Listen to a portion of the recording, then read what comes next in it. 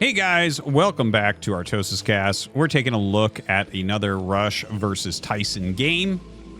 Tyson doing well. We're going to be playing this one out on Litmus. Our two-player map where it's almost always like 5 factory push against counter reaver drop. Most of the games look exactly like that. I was thinking just a moment ago as I was loading this up, Litmus, right? Like, it's in a way it's been boring because of the directness of the strategies. And for those of you who don't understand, we'll just reveal the map real quick. So basically, the Rush is straight down and it's mostly protected. You have 1 open area, 2 open areas. So like you go from your choke, you can make it to here, you basically get free passage on their side of the map, and then you just have to push down, right? So we see a ton of 5 and 6 factories go in a straight line down. And generally what Protoss will end up doing is counter pushing with shuttles. And then it just becomes kind of a messy game. Who does which one better? Who can manage both fronts well? That type of thing. Most of the games have turned out like that on this map. We don't get a lot of play other than that. The map could have been interesting if we did. But it hasn't been that interesting. It's the worst 2-player map we've had in years, probably, as far as how interesting it was. I think Eclipse is even more interesting, even though that one's been played to death. I think Butter was more interesting. Minstrel was my personal favorite. I thought Minstrel was a fascinating map to watch every matchup on. I was really enjoying it. What other 2-player maps have we had recently? Blitz Y? Blitz Y was kind of cool. There were some problems with it in mirrors, kind of, but I enjoyed some games on Blitz Y. So this one has been, yeah, again, I would say the worst 2-player map that we've had in years. Yeah, Roaring Currents is way better, right? But then I thought to myself, you know what? There's like this thing where if you get like, you, in a way, if you limit the possibilities of something, you get more creativity. Do you know what I'm talking about?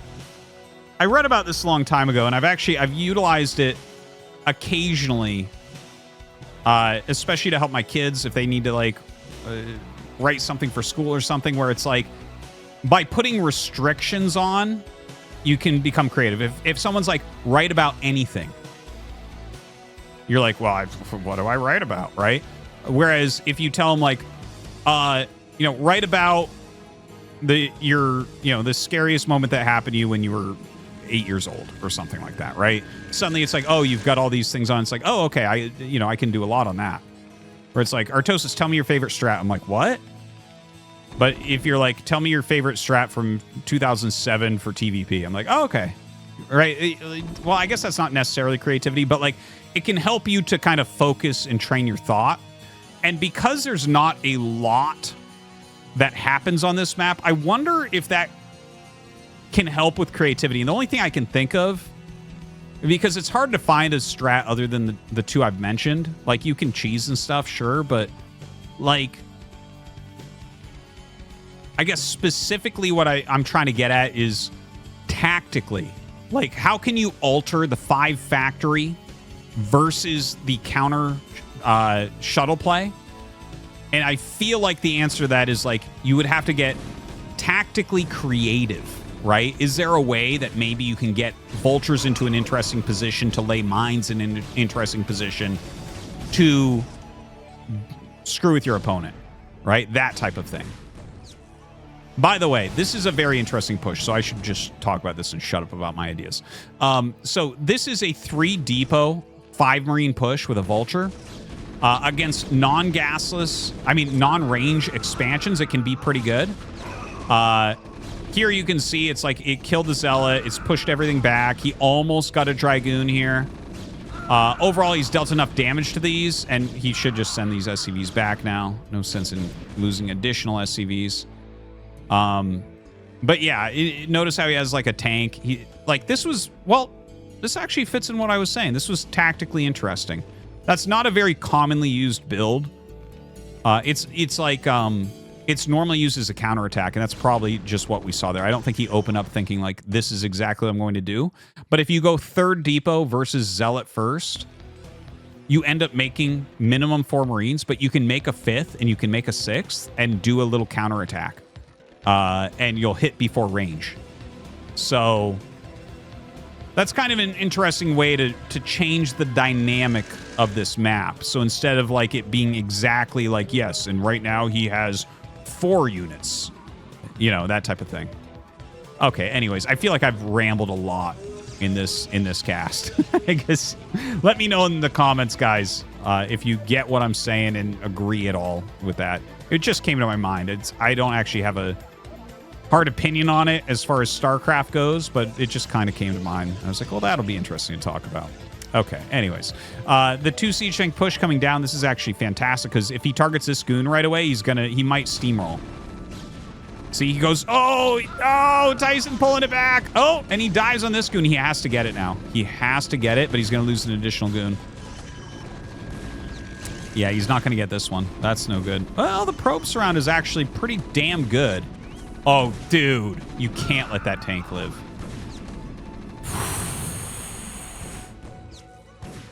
Not looking good right now for Tyson. Not looking good. He's got to target the... Oh, target the mine. Okay. No, he missed it. Target. Oh, you know what? He's already got his observer. I was like, if he targets every mine perfectly, he can still come down and kill the tank. Realistically, the tank should probably just run away. This goon screwed up on its AI as he was trying to push down the ramp. It was out of range when the attack moved towards the mine. So it turned around and tried to find a different way. So that was a little bit of a screw up. Rush, though, he gets the tank out. That's important. Look at the worker count, 35 to 31. So that is definitely Rush favored. Rush backing up, laying a few mines here and there. The Reaver tech is done now. Shuttle is finishing. First Reaver will start. Over on this side, second gas coming up. Let's see. He's got 3 siege tanks. He's getting siege mode. We should see an eBay start pretty soon. We have the armory coming up here, so we can get that +1. And we should see in the next about 35 seconds him add factories. Couple vultures getting by. Okay, definitely going to get a few probes. This is looking really good. And he sees that it's Reaver tech. It's what you would expect anyways. He's definitely... Okay, it looks like he's going to try to do a Goliath-based defense. So what this will turn into is, like, get Goliath range plus... Oh, no, he actually starts the eBay. Well, I wanted him to get the eBay. Like, some people see this, and they see the time, and they're like, all right, we'll just go Goliaths, and the Goliaths will be popping out as the shuttle gets there. I think... I like turrets. I like turrets. And I feel like turrets are going to trend more anyway. Well, they have been in general, but, like, well-placed turrets are so good against Reavers, whereas the Goliaths can be outplayed. The turrets... If you place the turrets well, the turrets aren't really outplayed. That sounds so stupid. Anyways, here comes the drop. Going to go on top of the siege tank. Eats the shot there. Okay, this is much better execution than what we saw previously. Waits for the second shot. Goes after this siege tank. Damn, dude. This is why you go turrets, man. Goliath isn't helping you much now, is it? Dude, actually getting the racks would be insane here. He's only got 4 facts. All right, gonna target down some of these Goliaths as well. He got basically every siege tank. This is looking very good for Tyson. Dirty game. 1 health goon. Walks back into the fire. Okay, the shuttle goes home. More Dragoons coming up. 2 tanks on the way. Okay, the one thing that can be said here, very low probe count for Tyson. Very low probe count. So there's actually still potential here for Rush. He lost all his tanks, which is very painful. But you're still going to be able to set up a reasonable attack, I think. Oh, God, maybe not anymore. Going to lose another tank there. Oh! And he's going to lose another here. Oh, my God. He is going to lose those 4 goons, but it's very much worth it to kill the tanks. Now, Vulture speed is on the way. Oh, he's making 2 Goliaths from there. So I guess not. But I was going to say, like, when you get this many trades, if you can have speed vultures on the map, you'll start to dominate. Like, this is the type of position that Sharp would be like, all right, gimme. You know? He'd already have the speed upgrade. Well, he opens differently, right? But he'd have it like a speed upgrade, and if this many goons died, his vultures would be absolutely everywhere. Now, he tries to lay a couple mines behind these goons, maybe for a punish. Oh, God, the double Reaver drop goes to the main base at the same time. So he's going to push back these goons and kill them. But potential damage up here. All right, does have a ranged Goliath. That is a good pickoff. It looks like there was more micro happening down here, so he didn't get the shuttle. Ooh, big hits. Big hits. Okay, GG ... Okay, we're seeing... Now, first off, Tyson is teased a lot in the pro scene. There's a few players that are teased a lot. Shuttle, Tyson, Miso. There's some others that aren't popping in my mind right now. But there's players that get teased because they kind of like... No one wants to lose to them. They're kind of looked down upon a little bit. But they're great players still, right? It's like... It's kind of loving. But you know what? That's the way Brood War is.